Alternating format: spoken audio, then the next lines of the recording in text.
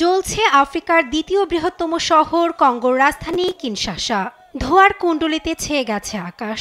গোমাতে M23 বিদ্রোহীদের সাম্প্রতিক তৎপরতার মধ্যেই কঙ্গোর কিনশাসায় বেশ কয়েকটি দেশের দূতাবাসে হামলা চালায় বিক্ষোভকারীরা। রয়টার্সের সূত্র বলছে, রুয়ান্ডা, উগান্ডা, কেনিয়া, ফ্রান্স, মার্কিন দূতাবাস সহ জাতিসংঘের অফিস প্রাঙ্গণে হামলা চালায় বিক্ষোভকারীরা।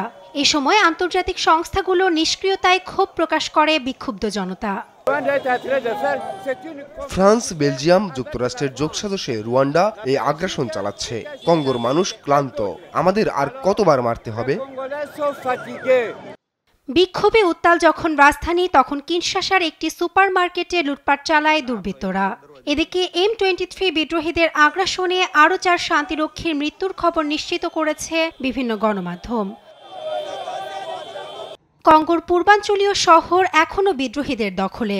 রয়টার্সের এক ভিডিওতে দেখা যায় রাস্তা দিয়ে বন্দুক উঁচিয়ে হেঁটে যাচ্ছে বিদ্রোহীর দল। রুয়ান্ডা সমর্থিত M23 বিদ্রোহীদের ভয়ে এরই মধ্যে গোমা ছেড়ে রুয়ান্ডায় পালিয়েছে বহু আশ্রয় প্রার্থী।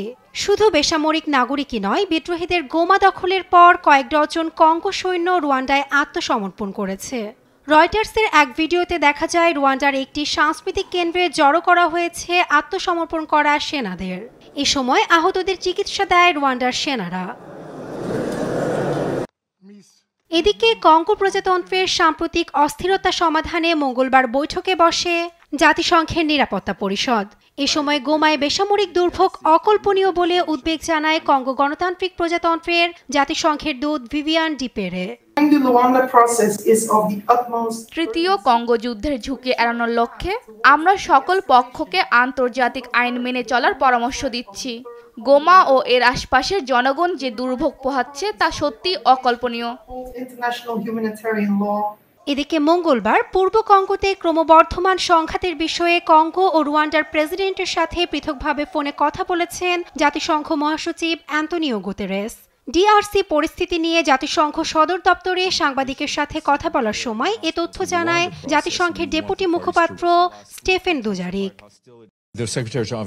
কঙ্গোর পূর্বাঞ্চলের সংকট কয়েক দশক ধরে চলছে। 24 ঘন্টায় সমস্যা সমাধান করা সম্ভব না। এটা স্পষ্ট যে কোনো সামরিক অভিযান দ্বারা এর সমাধান হবে না। কঙ্গো গণতান্ত্রিক প্রজাতন্ত্রে M23 বিদ্রোহী গোষ্ঠীর সাম্প্রতিক আগ্রাসনের পেছনে রুয়ান্ডাকে দায়ী করে বিভিন্ন মহল। তবে শুরু থেকেই এ অভিযোগ অস্বীকার করেছে রুয়ান্ডা সরকার। নাসরিন আক্তার, নিউজ ডেস্ক, দেশ টিভি।